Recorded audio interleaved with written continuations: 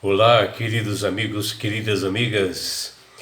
Que alegria, que satisfação de nós separarmos um momento para nós estudarmos a palavra de Deus através da lição da escola sabatina, para nós obtermos conhecimento, entendimento, sabedoria e que todos tenham um feliz dia. Vamos na lição? E hoje, quarta-feira, 16 de abril de 2025, a lição 3 de hoje, ela tem como título Isaac e Rebeca. Quando Abraão, que era um homem realmente consagrado ao Senhor, um vaso escolhido, quando ele já estava assim, com uma idade bastante avançada, e pensando assim nas promessas que Deus havia feito para ele, sobre seus descendentes, né?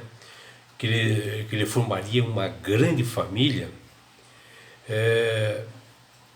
ele ficou assim preocupado em achar uma esposa para o seu filho Isaac, para que realmente tivesse muitos filhos, né, conforme Deus havia prometido. E ele dá uma tarefa para um dos seus governantes, né, que era um servo assim bastante antigo, realmente que já trabalhava com ele há muito tempo, e ele queria que seu filho Isaac ele casasse assim com uma mulher fiel, uma mulher cristã, né?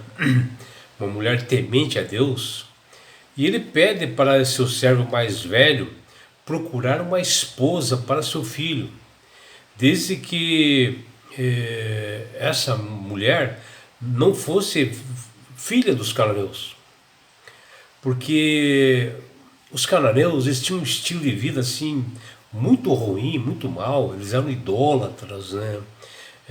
Muito corrompidos, uma promiscuidade muito grande, e eles poderiam perfeitamente levar para os maus caminhos o Isaac, que é o filho da promessa. E de certo modo assim ele poderia se afastar de Deus. E assim ele deveria, esse servo dele, procurar essa esposa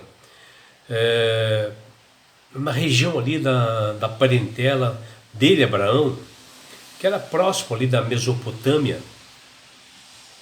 E este servo vai, ele molha seus cabelos tal, e vai em direção da Mesopotâmia, atrás realmente dessa menina, dessa mulher, para casar com Isaac. Isto aqui nós vemos aqui em Gênesis capítulo 24, versículos 1 e a 4. Mas em Gênesis capítulo 24, versículo 57 até 67, o que nós vemos é que realmente esse servo do Abraão, ele encontra essa mulher num tanque assim, dando água para os seus camelos, e ele faz uma oração realmente ali, para que Deus mostrasse, e bem no fim acaba realmente encontrando a Rebeca, e que acabou levando a Rebeca para casar-se com Isaac. Esse servo enviado por Abraão, que ele sai a procurar uma mulher para o seu filho Isaac, era um homem realmente também consagrado, um homem comprometido, porque em cada momento, assim, em cada passo, né, ele orava, né, para que aparecesse essa pretendente para Isaac, e surge realmente essa Rebeca, né? Ele faz assim propostas assim para seus familiares, eles acabam aceitando de Rebeca acompanhar e ir até Abraão, que eles já conheciam o Abraão. E ele acaba realmente se casando com Rebeca. E aqui nós podemos tirar assim desse casamento entre Isaac e Rebeca um paralelo, né, entre Cristo, né, e a sua igreja, onde que a gente vê aqui que Rebeca vivia num lugar bem distante de Isaac, que ele nem conhecia, ele não sabia nem como era essa mulher. E, e outro fato, né, que Rebeca poderia ter recusado o convite, né, e ela acabou aceitando. E assim, as bênçãos de Deus, elas estão realmente para todos nós, porque a igreja, a qual nós somos a igreja, nós somos a noiva de Cristo. E Ele dá esse livre-arbítrio para nós aceitar ou não, realmente a se unir ao Filho de Deus chamado Jesus, para nos levar à salvação, para nós termos essa união. E assim como foi o casamento de Rebeca e Isaac, nesse belo casamento, é esse casamento que também Deus espera de nós, a noiva de Cristo. E Abraão tinha pleno conhecimento de que o casamento é uma instituição criada por Deus e deve ser para a eternidade. Tanto é que na Bíblia narra uma das cenas assim, mais impressionantes que ocorrerá no céu, que será as bodas do Cordeiro, ou seja, o casamento de Cristo com sua igreja. E preocupado com isto, para que seu filho Isaac não se perdesse, Abraão justamente ele se envolve assim com várias situações para proteger o seu filho. E que ele era bastante assim, Abraão é atarefado tal, e ele tinha que arrumar realmente uma esposa para Isaac, para que ele não se casasse assim com alguma dessas filhas de cananeus. E ele pede para esse servo que tomasse esse cuidado na procura realmente dessa esposa para Isaac. E esse servo de Abraão chamava-se Eliezer, que ele era ali de Damasco, e ele sai à procura dessa esposa para Isaac. Mas por que então o Abraão de imediato ele faz seu servo mais antigo da casa, que governava todo o seu lar, jurar para que ele protegesse seu filho, para que ele não casasse com as filhas dos cananeus? Bom, a situação é bastante simples. Os cananeus eram povos bastante conhecidos ali na região pela idolatria. Eles eram maus, eles eram politeístas, né?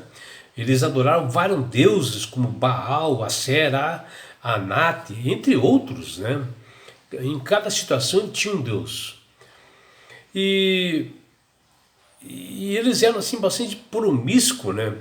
E sendo assim, qual pai não vai se preocupar em que sua filha case com pessoas assim, ou de uma família ruim dessa forma? E os cananeus tinham um estilo assim, de vida altamente corrompido, né? Com oferendas para deuses estranhos, sacrificavam até crianças, e isso levava uma preocupação para Abraão.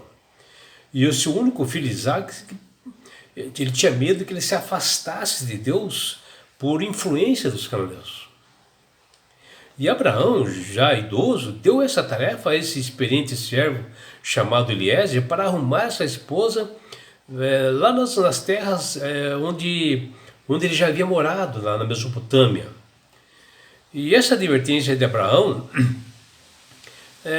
que parece ser assim uma exclusividade dele, ou da sua opinião própria, mas não é.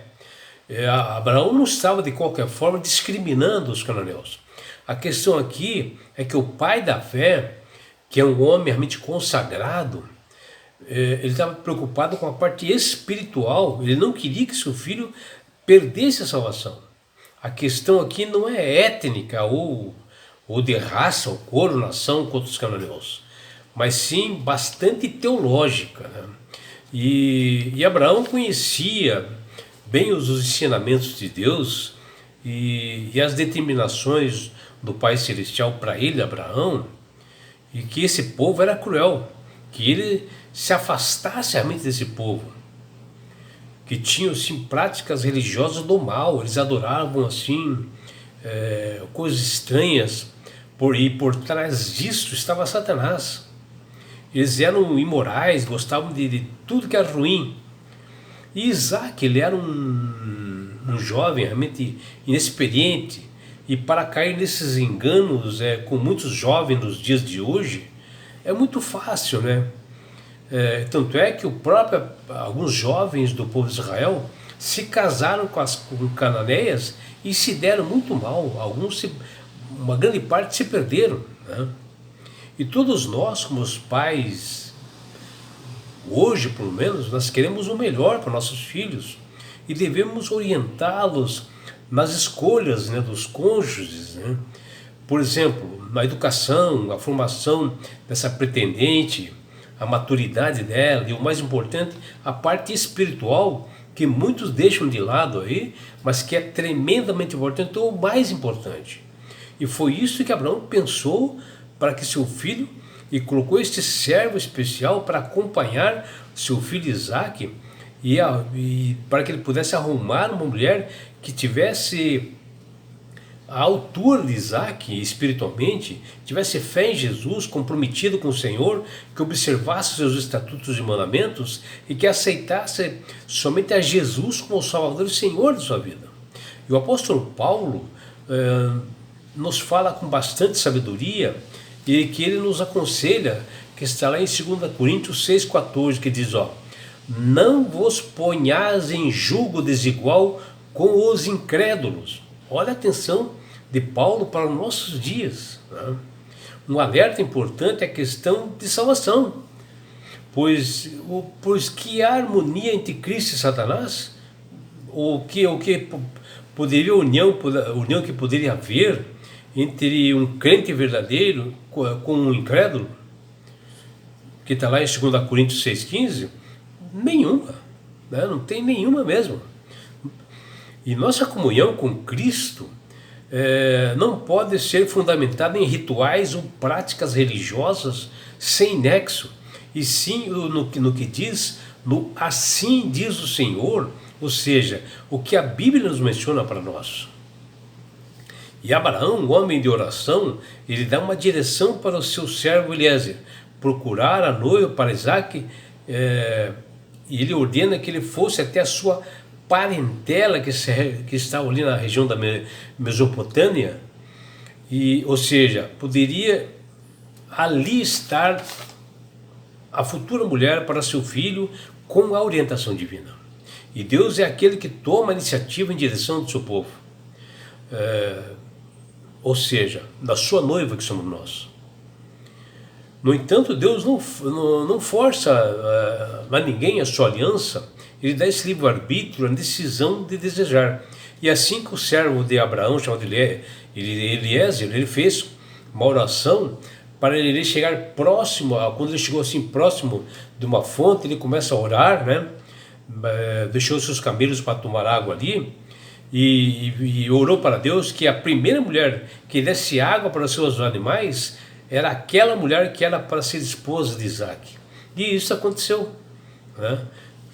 Perguntou Eliezer de quem ela era filha, ela disse que era filha de Betuel, né? Justamente o parente de Abraão, e se chamava Rebeca. E ela voltou para casa e disse ao seu irmão Labão que havia encontrado um servo do teu parente chamado Abraão, lá na fonte. E Labão voltou lá para a fonte e convidou realmente este servo Eliezer para ir até a casa dele, para eles almoçarem, conhecerem mais, e Rebeca decidiu acompanhar Eliezer até onde estava Isaque com Abraão em outra cidade, né? E assim realmente como Deus coordena as coisas quando existe oração. E o que sabemos através da Bíblia é que a história em grande parte do antigo Israel e até mesmo da igreja ao longo dos tempos dos séculos, revela que o povo de Deus, que deveria ser uma testemunha viva do Senhor para as outras demais pessoas, para se arrependerem no mundo, eles fizeram o contrário. Eles trouxeram o mundo, as falsas doutrinas, para dentro das suas igrejas, e o engano acabou crescendo o mal dentro da igreja. E um dos péssimos exemplos que nós temos é a guarda do domingo, quando sempre eles observavam e guardavam o quarto mandamento, que é o sábado. Ou seja, eles começaram a guardar o dia do sol dos pagãos, que é domingo, como um dia de guarda determinado por Deus. E é por isso, meu amigo, minha amiga, que Deus tem falado com todas as pessoas através do poder do Espírito Santo para aceitarem a Jesus como Salvador e Senhor da sua vida. Porque a partir do momento que você aceita a Jesus como Salvador, obedecendo seus estatutos e mandamentos, você passa a ser uma pessoa sábia, de entendimento, sabe manusear bem as Escrituras, sabe ouvir a voz do Senhor para você caminhar realmente no caminho correto. E quando você aceita com sinceridade, você ganhará de Deus esse presente que chama-se salvação. E com isto, na grande volta de Jesus a este mundo, Ele, Jesus, levará você, seus filhos, sua família, seus amigos e todos nós para as mansões celestiais. Um lugar, meu amigo, minha amiga, de onde lá não haverá mais morte, mais dores, mais aflições, não haverá mais perseguições, você estará no céu. Você participará da grande boda do Cordeiro Jesus, que é a união entre Cristo e a igreja. Estarão lá comemorando isto. E o principal, meu amigo, minha amiga, você terá a oportunidade de estar assim, face a face com Jesus. Já imaginou? E sabe por que Deus quer fazer isto com você, minha amiga? Com você, meu amigo? Porque Jesus te ama. Abraços do seu amigo João Carlos Amorim.